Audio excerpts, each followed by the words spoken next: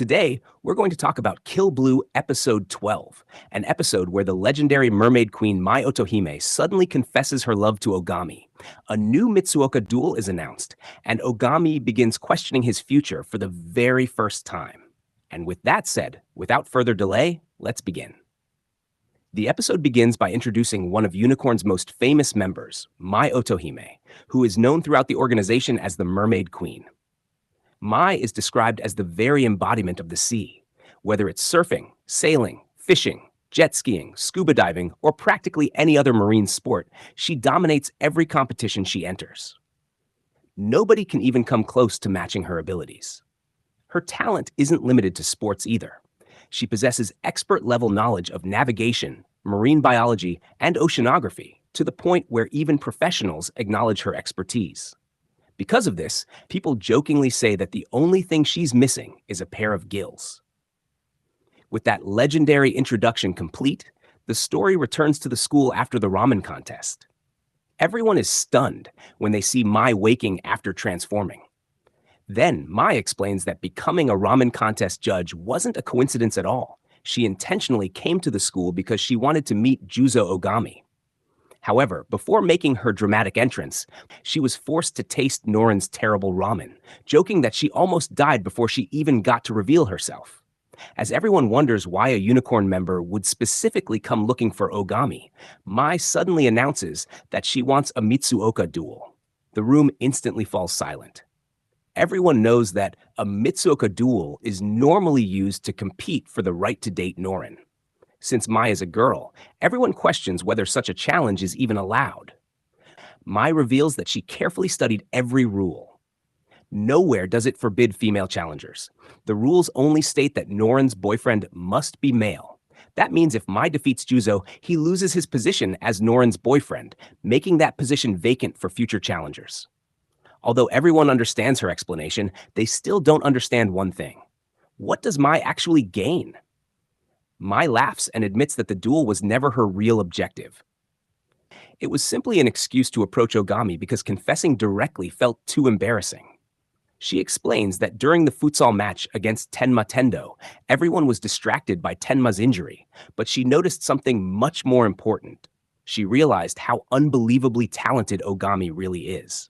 Then, when Ogami later saved her from an accident, both of Mai's personalities completely fell for him. Mai suddenly closes the distance between them. Before anyone can react, she kisses Ogami, leaving the entire room frozen in shock. Every student stares in complete disbelief, while Noren can only watch the unexpected scene unfold right in front of her. Immediately after the kiss, Mai looks straight into Ogami's eyes and openly confesses her feelings. She tells him that she likes him and asks him to go out with her. But Ogami remains surprisingly calm. Rather than getting flustered, he immediately analyzes the situation and asks Mai if her plan is to defeat him in the Mitsuoka Duel, make him and Noren break up, and then start dating him once he becomes single. Mai happily confirms that's exactly what she intends. However, Ogami gently but firmly rejects her. He explains that although he and Noren are currently dating because of various circumstances, he isn't actually planning to date anyone. So even if he becomes single, his answer would still be no. Instead of feeling discouraged, Mai admires Ogami even more. His calm personality, quick understanding of the situation, and straightforward response only make her feelings grow stronger. Smiling confidently, she declares that she won't give up and will keep pursuing him until she finally wins his heart. Noren finally loses her patience. Mai openly states that she doesn't care whether the person she likes already has a girlfriend. In nature, she says, animals simply choose whoever is stronger and better. That's exactly how she intends to win Ogami's heart. Realizing Mai has absolutely no intention of backing down, Noren challenges Mai herself. She declares that if Mai believes strength decides everything, then they should fight directly. If Noren wins, Mai must promise to stop chasing Ogami forever. Mai happily accepts the challenge. Although Ogami repeatedly insists that he already rejected Mai, and there's no reason for anyone to fight, neither girl listens to him. Mai officially turns the duel into a three-person match involving herself, Ogami, and Noren. Then she reveals the competition. The duel will be decided through surfing. Since surfing is Mai's greatest specialty, everyone realizes just how terrifying this challenge actually is. After confidently announcing the rules, Mai leaves while reminding Ogami to prepare himself. Once she's gone, everyone immediately realizes something. Neither Ogami nor Norin has ever surfed before. The Home Economics Club quickly steps in to help.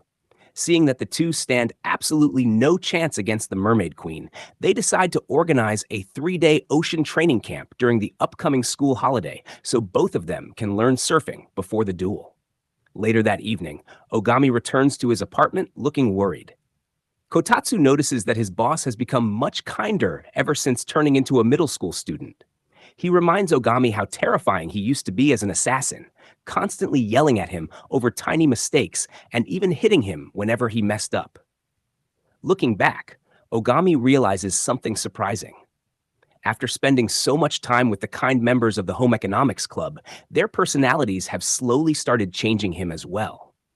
However, he isn't worrying about surfing alone. He also reveals another problem. The school has scheduled parent-teacher conferences. Since Ogami is secretly an adult trapped inside a child's body, he obviously has no parent who can attend. Kotatsu confidently claims he already has the perfect solution. The next day after school, several classmates gather outside while waiting for their own conferences. Koizame waits outside, hoping to greet Norin's mother and boldly introduce himself as her future son-in-law, despite already losing the duel. Nearby, A.G. Rindo silently communicates using illustrated flip cards, amusing everyone with his surprisingly adorable drawings, while his older brother effortlessly understands every single message. Meanwhile, Ogami begins worrying about whatever ridiculous plan Kotatsu has prepared. His fears immediately come true. Kotatsu arrives completely disguised as Ogami's mother. Although the disguise is surprisingly convincing, his exaggerated personality makes him resemble an overly friendly Osaka aunt instead of a normal mother. Even so, the act somehow fools almost everyone. Inside the conference room, Kotatsu enthusiastically plays the role of Ogami's loving mother, while Ogami struggles to survive the embarrassment. The teacher praises Ogami for being an excellent student who behaves responsibly in class. However, he does mention one unusual concern. Sometimes Ogami talks and behaves more like a middle-aged man than a normal 7th grader. Hearing this nearly gives Ogami a heart attack. Fortunately, Kotatsu laughs it off by joking that Ogami must have inherited that personality from his mother, allowing them to escape without exposing the truth. Outside, they unexpectedly meet Norin and her mother.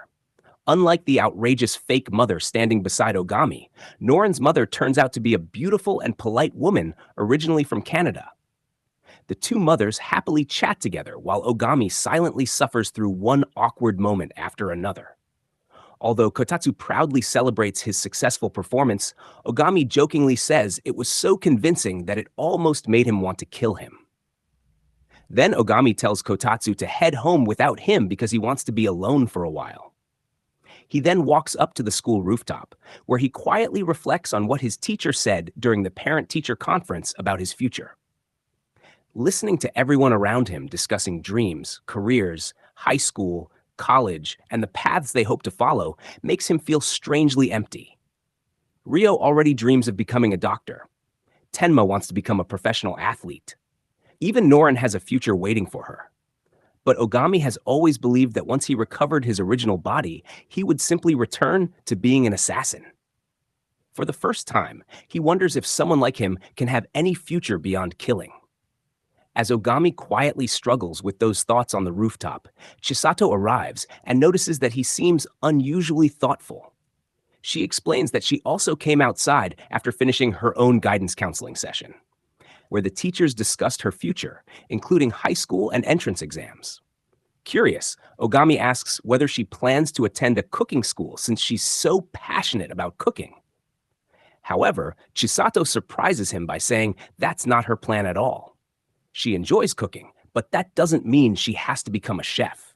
Instead, she wants to attend a regular academic high school because continuing her education will give her more choices and possibilities in the future.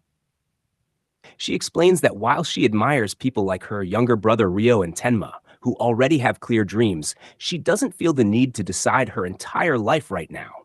She believes studying allows people to keep their options open and choose the path they truly want later in life. Her words deeply affect Ogami.